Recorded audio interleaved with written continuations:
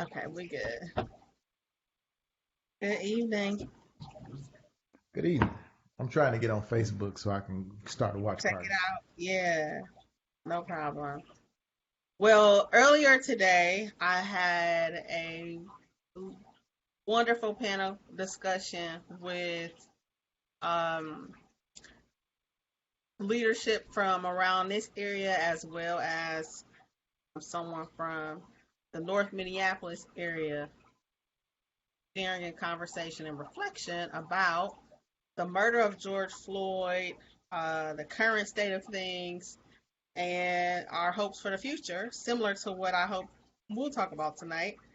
Also, for those that take out the time to watch this entire week, the rest of this week, the week being the next 4 days, I'm going to have conversation with Black men on this subject of George Floyd's murder and just get into their thinking and hopes, and really hoping to gauge where Black men see things at in this country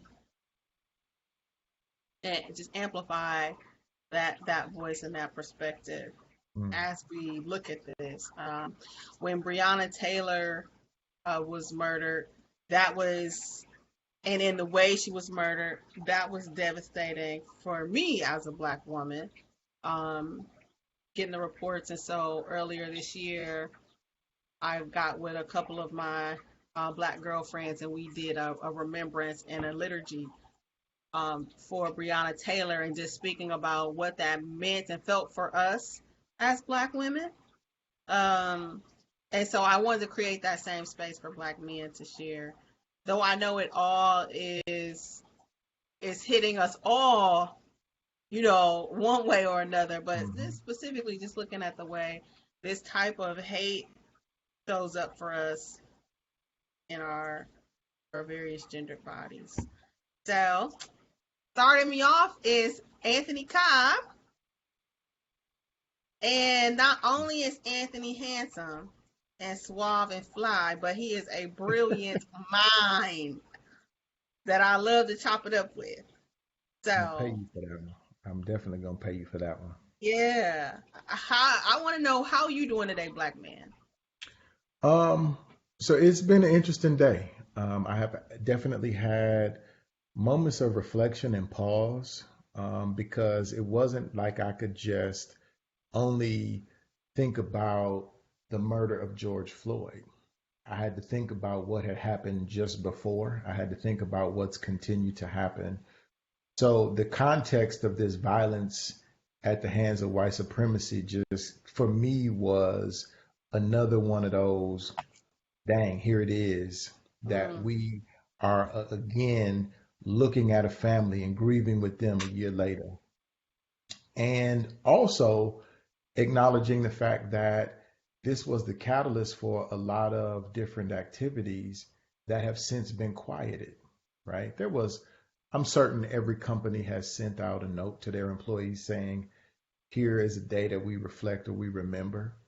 Um, but what's really, really been done? And to know that President Biden today was meeting with the family and missed the deadline for getting the George Floyd police reform bill signed just made me feel some kind of way. So if I yeah, could use the term blah or yeah. meh or whatever that kind of I ain't with it has been the general sentiment of my day. I've been yawning exhaustively, right?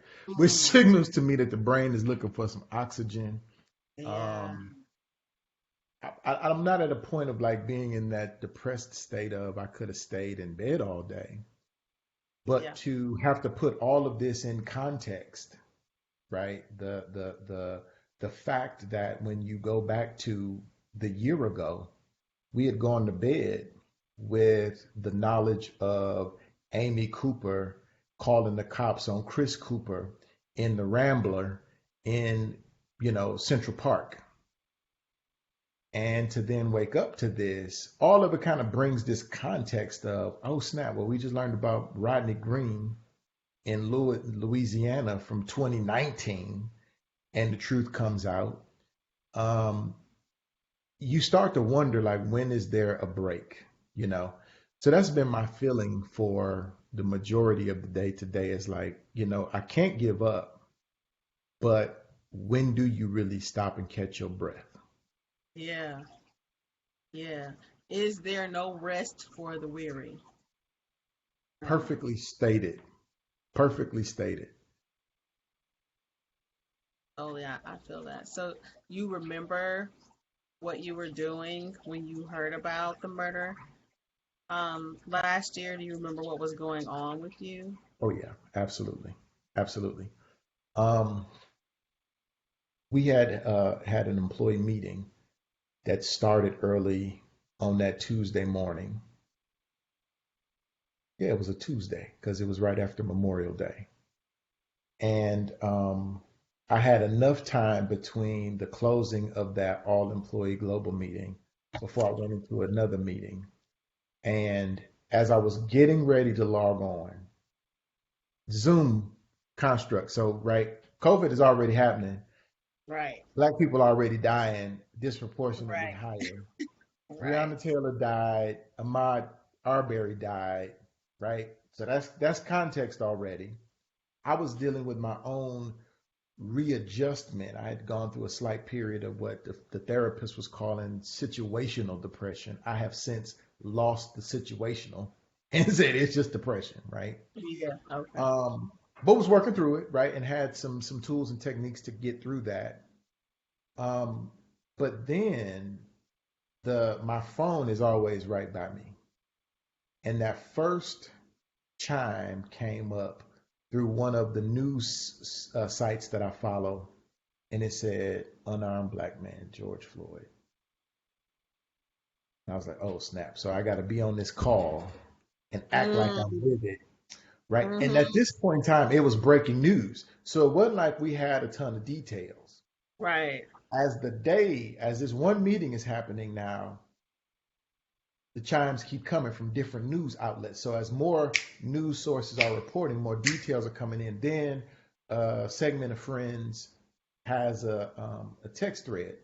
So we're texting now, and the details are coming out. And I remember going from having like a half a tank of gas worth of energy to running that sucker out in a matter of 15 minutes. Mm, And my first day experience wasn't even the hurt, it was numbness. mm-hmm. Like I Mm-hmm. was numb. It wasn't Yeah. until maybe a day later that I did break with the pain of it. I was just numb. I was like, I don't, yeah, there was no words. It was empty. It was numb. Yeah. And that was how I processed the rest of that day. Yeah. That's real. I mean, I definitely pretty much had the echo kind of some of the same thing you already said. It's like when that happened, I'm like, okay, it's already a pandemic. Do they not have nothing else better to do than this? I mean, like even during a time like this, we don't even get a break. Yeah. That was pretty much what I was thinking and what came through my head, and then just watching it unfold at the magnitude that it did was I didn't know how really first how to take it, honestly. Um because it for us seeing and having witnessed these types of things happening um for so many black bodies, right? So many, and not getting the kind of rallying cry that came when George Floyd. So I just didn't really know how to take people's response. And like you said, a lot of people pledging to do certain things, a lot of companies chiming in saying I'm gonna do X, Y, Z, and but just even learning more now since that time of how much of an impact this has had over the whole world. I mean, it was a global response to this for so many people who, and groups of people who are feeling marginalized and oppressed that were like, I no, we're gonna find our voice no more. So in some ways that's it's a powerful thing, but it's like, does it have to take this though? So I guess I just had all these kinds of things going on in my head at that time, not knowing how to take it. Was it sincere? Is this just a fly by night? The white people just doing white people stuff, not thinking it was, not at that time understanding how much of a movement it actually became and galvanized the globe. Um, Go ahead. Very interesting in that, and I'm gonna temper my words with saying I'm not aiming to be pessimist. I absolutely want to be optimistic. Yeah. But the interesting contrast to what you just laid out for me is still something that I'm not analyzing, but it's like, okay, just sit with this, right? So it did erupt into a global movement, right? And because of how we know sometimes Black bodies are responded to globally, it was inspiring that Brother Floyd got some love. On the flip end of it, it was like, okay, and not 365 days later, he's a hashtag. He is definitely not going to be forgotten, but we don't have no bills passed. Yeah. The things that people raced to do in these municipalities where they went and said, oh, our city council, we figured it out. I don't know. Black bodies are still being taken down. Right. Or there is no retroactive response to knowing that a cop has done something to anybody. And qualified immunity still stands. So sweep it under the rug. So I Yeah. love the energy that we got. I love the energy. The question is, was the energy placed in directions that are truly going to yield change? Mm-hmm. And again, I'm saying it trying to be like, I'm not wanting to tell or suggest that there isn't a need to be grateful that the communities around the globe did mobilize. Mad love, Right. right? But we have to be comfortable also acknowledging that when we see any atrocity around the globe, then we've got to double down and stay in it, right? We got to stay with it. We got to Right. be vigilant Right. because at any moment of believing that we can decrease the pressure, Mm-hmm. you have a year later when our brother departed, who was murdered. People are running around here being all kinds of inappropriate. The anniversary of, whoa, wait, don't use the word anniversary. We're not about to pop bottles, right? This is a whole family that still has to deal with the Right. fact that, yes, when Derek Chauvin's trial ended, and we talked about, oh man, the prosecution tried that case. They did a good job. They had all of their I's dotted and all of their T's crossed. And yet, all of us who got black skin was sitting around doing this Right. because we Because didn't know for a didn't know. fact that we We didn't just know didn't that, know. yo. As I So, said, my stomach was in knots. I was sick. I just was like, I think we were all like, it was collective holding our breath and just absolutely, waiting. But absolutely. it shouldn't be that. That type of intensity is part of why I'm working so hard to create this Black Joy Retreat, and I'll talk a little bit about that in the end. But we're kind of moving into this space already. Where I wanted to go next was into the current state of things. As you've already mentioned, we don't have a bill yet. We know that the week of the Chauvin trial, a young Black man was killed. Not The only in night that week, of, right? right? Makia Bryant. Exactly. And then right after her was another Yep. young, yeah. So it was it, and I didn't know. Even with that, it's like, okay, you, in the back of my mind, I'm thinking it's gonna be some type of retaliation. for this. That's what I was thinking. Like it's gonna be some type of retaliation. Hmm. Hmm. And then some of it is like this is just the system doing what it does. Still victimizing and abusing. I don't watch the videos of the people getting murdered. I Yeah. try my best not to watch those if I can help it. Um, but I was listening to CNN last night, and Anderson Cooper was interviewing a young man in Louisiana who was beat up by the police. And now they're trying them. These cops were actually texting each other back and forth, basically laughing and joking about what they had done to him. Um, so it Wow. is. I know. So I was like, we're gonna see how they're gonna try to get out of that one. But yeah, and so it is, living in the midst of that. I think that's currently we still carry the weight of all of that. Um, that hasn't gone anywhere. I'm wondering, what do you feel and think, and even hope for as we try to move into a space where we can, I think, collectively keep breathing. Yeah. Yeah. It's the way you talk about the Black Joy thing is fascinating, phenomenal, and I'm all in love with it because you have to be able to protect that. Oh my goodness, let me turn off this because I don't want to keep hearing my email chimes. Okay. Um, you have to find some space, right, that you can say I'm gonna protect this with everything that I have because this might be the only thing that I have to cling to, right? And so, what kind of gives me hope is I couldn't shake it. Gina will tell you the other Sunday. I said, "Babe, I got the scripture on me that I can't lose, can't shake it."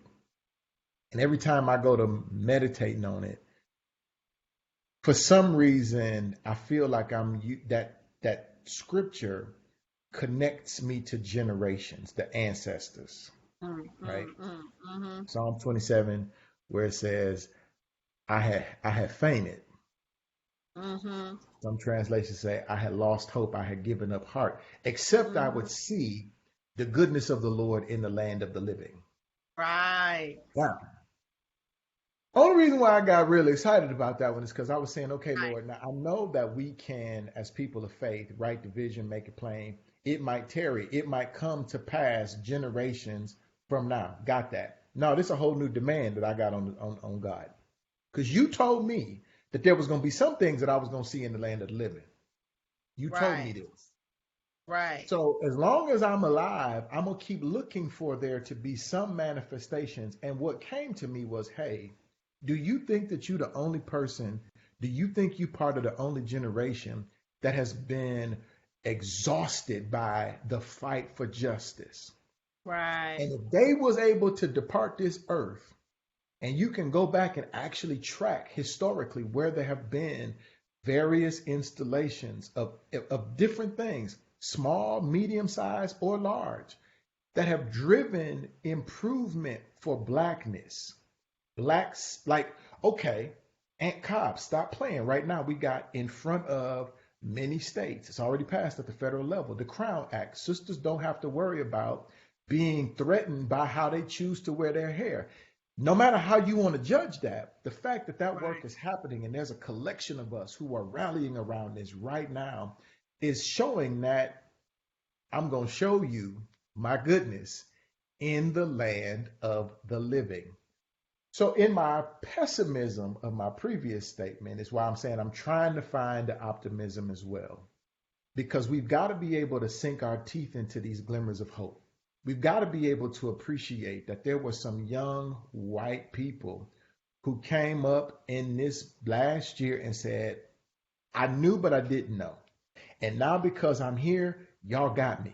And so, yes, if we have to acknowledge that the fight for justice has sprung into being far more articulate in how we stand with our Asian brothers and sisters against Stop Asian Hate, The same way we got to now say, hey, well, wait a minute, just because I grew up in the Christian church, don't mean that I can act as though what's going on in Israel right now isn't an issue. And we got to recognize what's happening unjustly. The fact that we can be all attentive to where injustice is creeping its ugly head and we're Right. working together, there's a collection of things that may not feel like it's transforming the quality of life for everybody. And I get that's why we got to keep fighting. But for me, the hope comes into knowing that I am going to see the goodness of the Lord Hmm. in the land of the living. And the goodness of the Lord ain't a plane, it ain't a new car, it ain't the trappings No. that other people want to sell you on. No, it's justice. How do we know that those who are designed to have the least quality experiences in life are going to get equity and justice in the land of the living? It's scripture, but it's keeping me motivated. That's what's Yeah. giving me hope. Yeah. Because if we lose that, then what is my faith for? Right? What exactly? Exactly. I agree. I always I think about that so often. And for a lot of people, of course, both of us growing up in church, and then watching the Henry Louis Gates documentary about the Black church. I loved it so much because it really showed this. It showed how much we can take. We take everything, the godness that's in us. This God give us His creative force. I think we Hmm. are like the actual living expression, the incarnate expression of God's creativity. Um, and so being able to just watch that documentary and know that everything that we enjoy, every musical genre almost that we enjoy in this country now is coming from that, from from from our roots here in this Absolutely. country, of Absolutely. what we've been able to do and create in so many forms. And so I think it's that tapping into that godlikeness that's inside of us through Christianity. Hmm. I wouldn't say because of Christianity. It's just one way to be able to that we're able to do that, Sure. and help us make sense of the God that's in us, right? Um, it tells me that it behooves all of us, especially um, folks of African descent, to have a faith base. I'm like, I don't know how you make it in this place without it, because it's Yeah. so draining. It is that place. It'll leave you in a place of cynicism and hopelessness. And um, what are you building? Is that like, what are you building your house on? Sand. You need something that kind of ground you. And I don't think it's an illusion. Like sometimes people try to say religion is an illusion for the weak and things like. I don't really think that's true, but I just know for myself, as well, that faith and that belief that God got to be up to something, and I'm part of that. It's not outside of me out Yeah. there somewhere. I'm Yeah. part of that. Yeah. Yeah. That I got something I can do and contribute to Yeah. help, as you say, get to this place of justice. Yeah. Yeah. It's so interesting, right? That people um, have so many different dispositions or perspectives about what faith is. I think of faith and religion as two different things, right? Religion is a mechanical construct of ideas and words that drive me down a path. Nested within that is history, there's culture, there's economics, there's politics. That is the construct of religion. Very much man-made, and because it's man-made, it is subject to being perverted. Because man, for whatever reason, cannot control him or herself to not absorb power and the desire for control the right way, right? We have to have governance.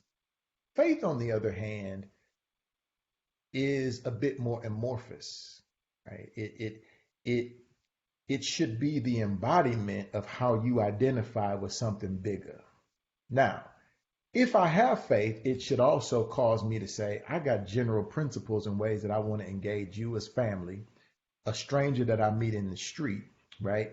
That should drive for me, do no harm. If somebody's hungry, feed them. That's what faith should do. And we tend to want to make that about a religion. Religion sometimes is in strong conflict with faith. And that's why we are all, specifically many of us in the black church, kind of wondering like, okay, I'm going to go to church because I want a Bentley, right?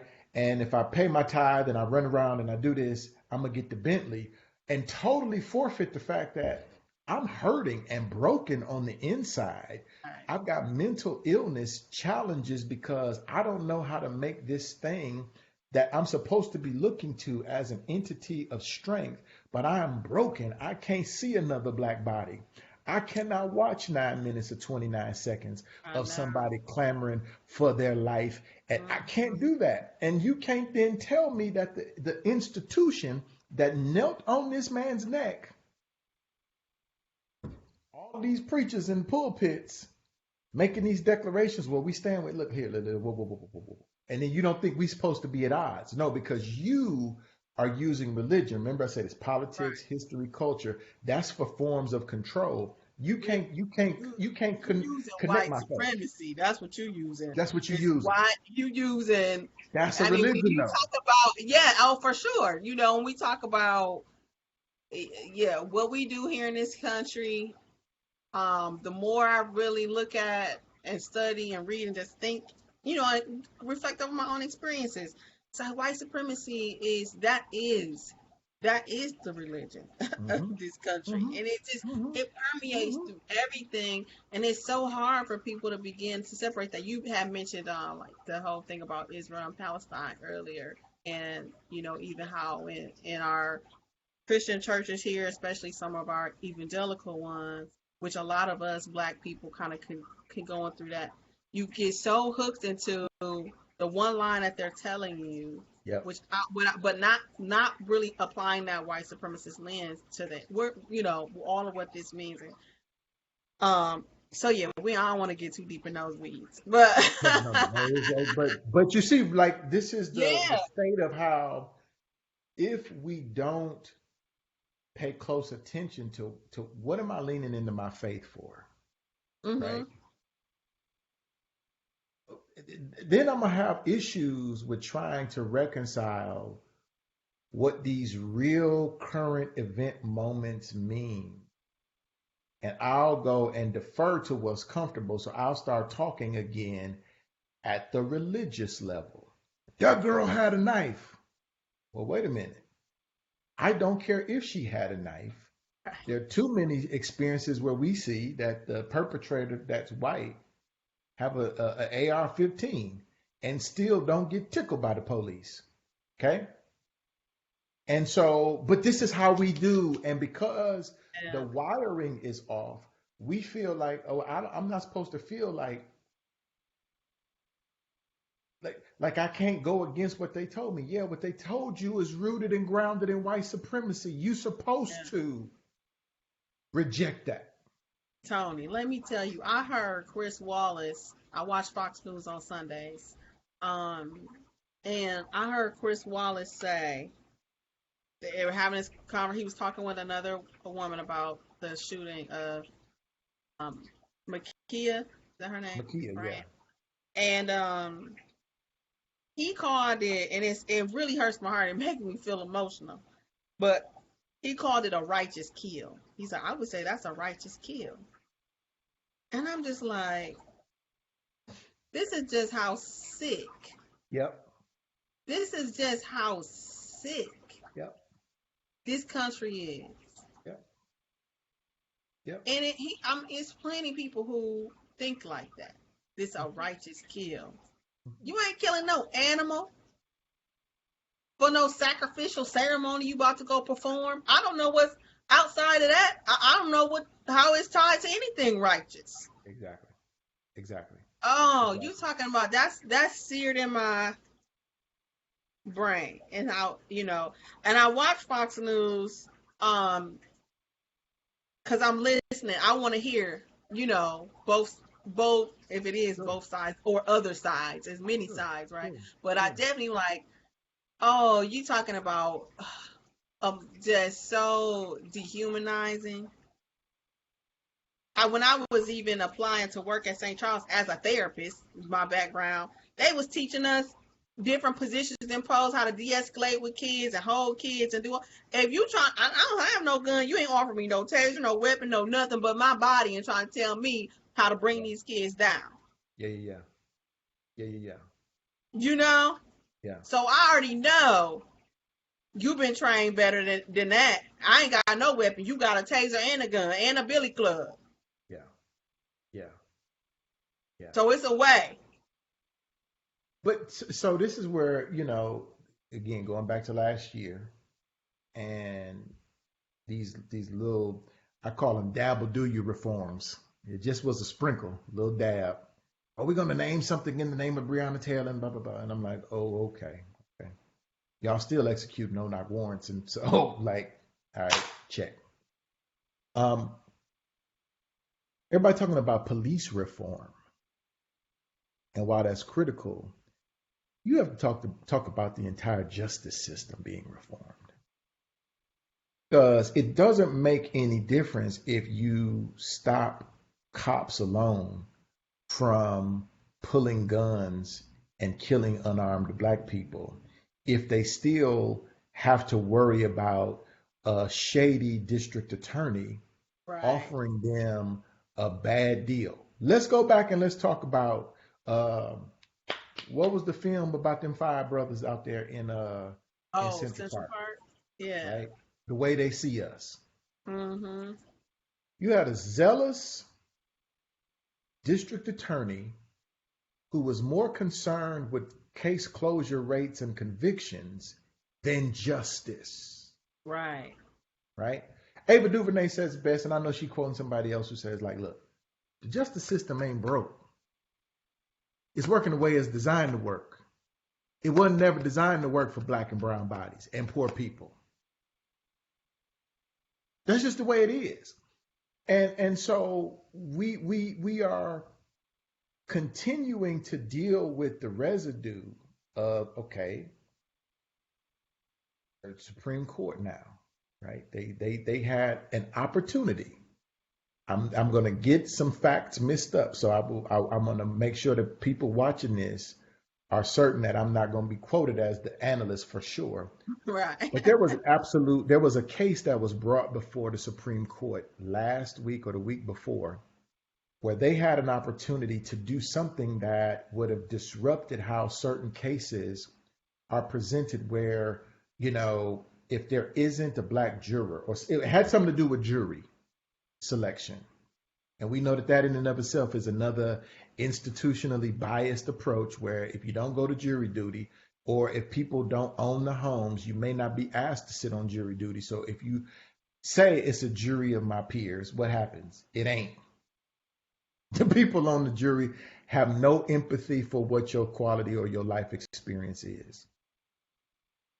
And in this moment, again, talk about where we are right now, a whole year later, we stopped. Everybody had their fists up. They was out with masks. They laid out in the flow all across the country. We got beautiful photography of people being in this moment of George Floyd. And the Supreme Court said, however we might vote to overturn this, where there might be justice and equity in certain ways that jurors are showing up, or these cases regarding juries are showing up, they said, no, we're going to let it stay the same. Mm. And the analysts said, watch it, they acknowledged in their opinions that the foundation of what they were ruling around was systemically racist, but they Mm. still chose not to do the right thing. Right. Right. Right. Right. Yeah. So, look, how do you cultivate joy in knowing these things? Knowing these things, knowing what we know. And I'm sure as you've gotten older, just like me getting older, I've learned, how they say ignorance is bliss. Man, Yeah, Some no, that's stuff a true let me statement. not know. That's a true Um, statement. That's a true but statement every day. can't take it back now. It's the stuff that I know. So, and I know you do too. So how are you cultivating joy? You know, I don't like to say COVID gave us no gifts because there's been too much treachery connected to it, but I do believe that it has surfaced basics for us, right? It has surfaced that I don't care how much money you might have in the bank, how much you might, be able to buy whatever you want. Where you going? You in the house, right? The majority of Right. COVID time spent you was trying to stay safe from that thing coming into your house. So you just had to sit still. And for me, what it really surfaced was the power of authentic and rich fellowship. Mm, That's how I cultivate joy. It is not talking more to people, but it's talking intentionally with people. It's mm-hmm. being clear that time spent is not a given anymore.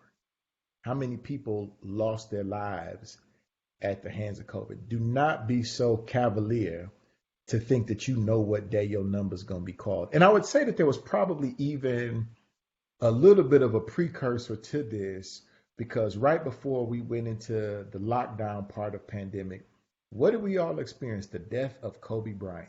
And it was tragic. And one of the things that I thought about when I sat there and watched Kobe's memorial service was I bet you when he and Gigi and them other seven people boarded that helicopter, in their minds, they were going to return to whatever they left. Mm-hmm. And it was business as usual.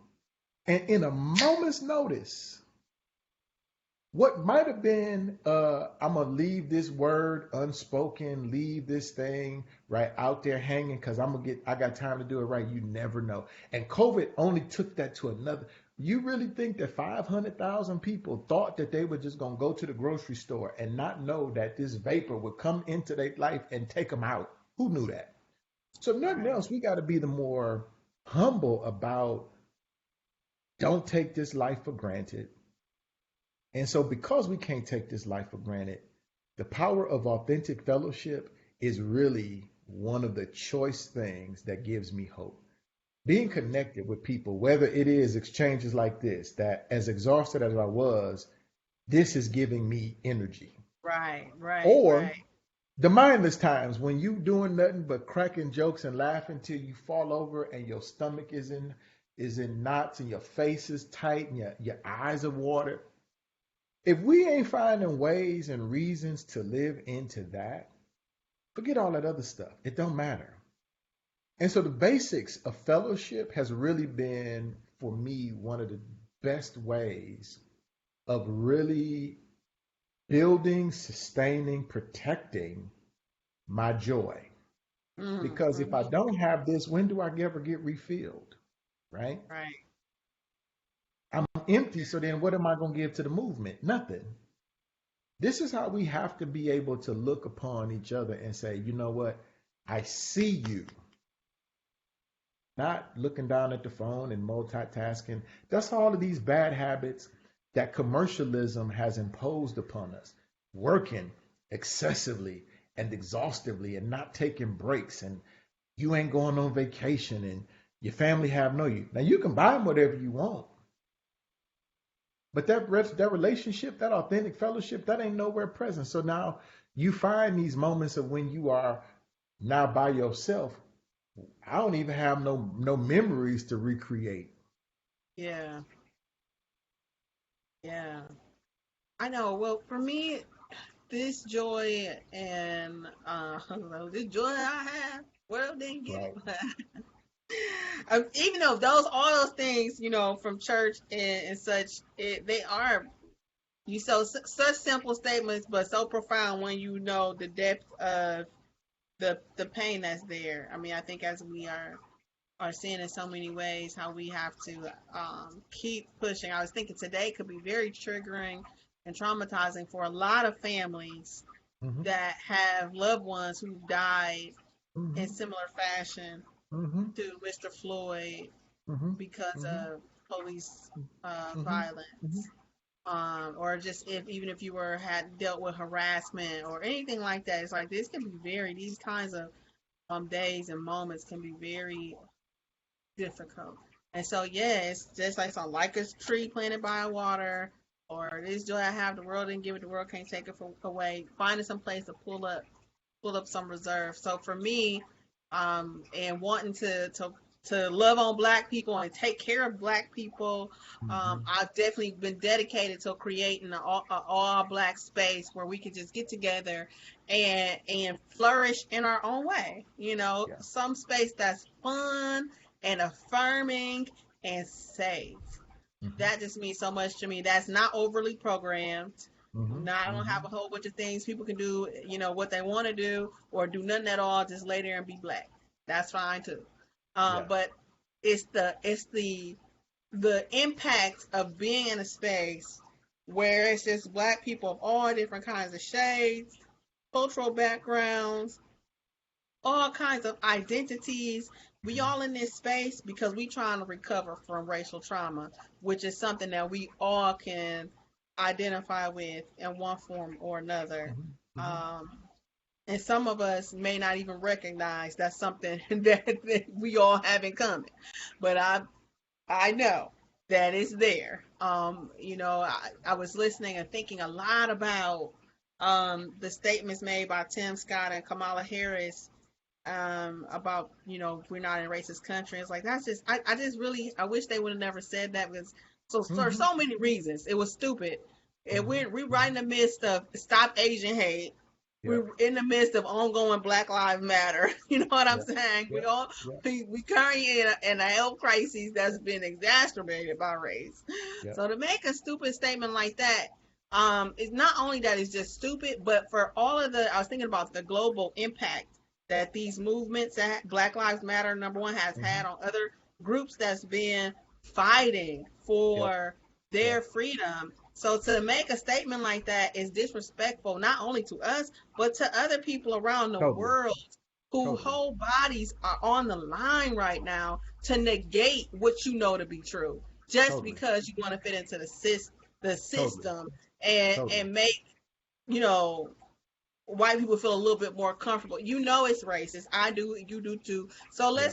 let's. The real thing about getting better is getting better. So while Yeah. we're all trying to heal from that, we finally got together. It's me and a small planning team of folks, and it's really called simple. The Black Joy Retreat. And Okay. I've been inviting people. Let's see if I can share my screen. Um, yay! It's just this one slide. I'm not showing a whole lot of slides, but Love it. just Black Joy Retreat. If you want to donate, you can at givebutter.com backslash the Black Joy Retreat, or you can donate at my website, www.raceandfaith.org. But giving to this experience, if you've been listening to this conversation, you can hear the weight, the heaviness, and you also hear the I think for both of us, this deep abiding not only faith but maybe stubbornness and persistence in saying no matter what, I'm going to not only just live, but I'm going to flourish in the midst of this atmosphere. And what I want to do is give that to so many other folks of African descent who feel beaten up by this system, who may still be holding their breath, or Mm-hmm. just might be flat out numb Mm-hmm. because of all the things that have been happening, not only this year, not only last year, but for many years. And Yeah. it's just coming to a place that you just need to rest. And so if you feel like that's you and you are a person of African descent, you're watching this and you're listening to this, we have a event page on Facebook. You can go and sign up there. It's called the Black Joy Retreat. Sign up, and you are more than welcome to come. We're fundraising to make this as low cost as possible. I really don't want people having to pay more than 20, 40 bucks to participate in something like this. We want to give away journals and the book My Grandmother's Hand Mm. to everybody who comes. And so when you go to donate at givebutter.com, there's different um, donation amounts that tells you if you give a certain amount, what this could go towards and how this could support and help us be able to do some of those things. So for me, I'm really serious about this. It's so important to me. I'm spending a lot of my energy on making sure that this happens. I'm going to a camp site this Thursday. We've been blessed to be offered some free camp spaces as well as retreat spaces for Mm. this. And that's just been a blessing. It's now just working out some of the dates. And so if you are, again, a person of African descent, and that's how you identify, once you go to the Facebook event page, the Black Joy Retreat, you will see it's a form on there with some dates. We're asking people to give dates and share what it is that you want to do and share what kind of experience you want to have, from the wilderness kind of thing to the luxury high-end kind of spa thing. We know everybody don't want the same kind of experience. It's Mm-hmm. for me to try to cultivate as many opportunities to put as many experiences out there that anybody who want to and have the time can Yeah. come and sit back and do, for me, the 23rd Psalm, the Lord is my shepherd, I shall not want. I'm Mm. just going to lay here Yeah. in the presence of my enemy at this fine, full table and Yeah. not worry about it. Um, if nothing but for 2 or 3 days, you know. I love it, and I'll tell you why it's not just a good idea, it's necessary. Number one, when you live in two worlds and you carry in that dance between two worlds, I don't care how authentically black you want to be, there is still institutional realities that you are subject to because you just maneuver in these two worlds. And that is one of the causes for exhaustion. And I do believe the death of George Floyd, the murder of George Floyd, awaken many more people to acknowledging how exhausted they've been, not were, have been, right? Let's talk about we've been exhausted. And so, to be able to go into a space where you can be among your people, where the language is, it don't need to be decoded, right? When you say, you know what somebody thinking, right? It's almost to me the equivalent of the first thing I like to do when I come in the house is take my shoes off. I'm a shoe guy, but when I get home, I want to take my shoes off. There's nothing more gratifying. Or in the morning, that first sip of coffee. That's like, ooh, I'm coming back to myself. This is what's needed for us, right? And I'm worried, and I'm going to say this for those who are on the freedom fighting campaign, that those folks typically don't stop to come to spaces like this. And so the exhaustion just wears and grinds. Right, yeah, You definitely. cannot do this movement work without stopping, pausing, and getting into spaces like this that refill you. Else you start to resent the movement. Mm-hmm. Yeah, I think that's true. Love it. So, I'm in. yeah, good. Well, I'm gonna send you that form for again. I think I don't know if I sent it to you before, but fill it out. And share far and wide. Share. I Will tell do. people all the time, it's 30 plus million black people in this country. I want to love on all of them. I love it. Now, might not be possible, but I'm gonna try. I Yeah. can't do nothing but put it out there. And if you come, fantastic, fantastic. This is not limited, limited at all. We actually, I want to raise enough money that we can one day really land on. It's not that many black owned spaces. That's the other thing, it's like, dang, when you start looking at Mm-hmm. just when they talk about, man, we ain't gonna never catch up. But when you start thinking about these kinds of things, start looking into camps and who own the camps. A lot of religious groups own camps and Mm-hmm. retreat centers. Mm-hmm. It's not many black owned hotels, campsites, Mm-hmm. retreat centers. It's a group Right. of bed and breakfasts, but you can only put so many people in a bed and breakfast, you know. Right, So right, it's like right. that's just another level. So it's bespoke camping. So I really want to be able to, you know, all of us just descend there one day. It's 4 Black women who own that campsite in Kentucky. But Mm, something like that to get about 100 of us there would cost yeah. about $10,000. With me trying to not ask them for a discount, you know what I'm Yeah. saying? Yep. Yep. Yep. So I think that's the goal to really be able to do something like that. It's some Black group trying to start a horse ranch. I was Okay. excited about that. They fundraising right now, so it's like that would be really cool. And then there is the Salamander um, luxury hotels owned by the lady who was married to Johnson, the Oh, Johnson Bob family. Johnson. Yes, Oh, okay. her name escapes me, but they're in the billionaire club, so to stay there is eight Okay. hundred dollars. It started at $800 a night. Understood. But Understood. it's Black owned, and that's fantastic too. You know, so definitely on the form you will see. I ask people what kind of experience they want. Most people, which I wasn't surprised, most people want a glamping experience or a retreat. We got a few people who down for the wilderness and some campsites.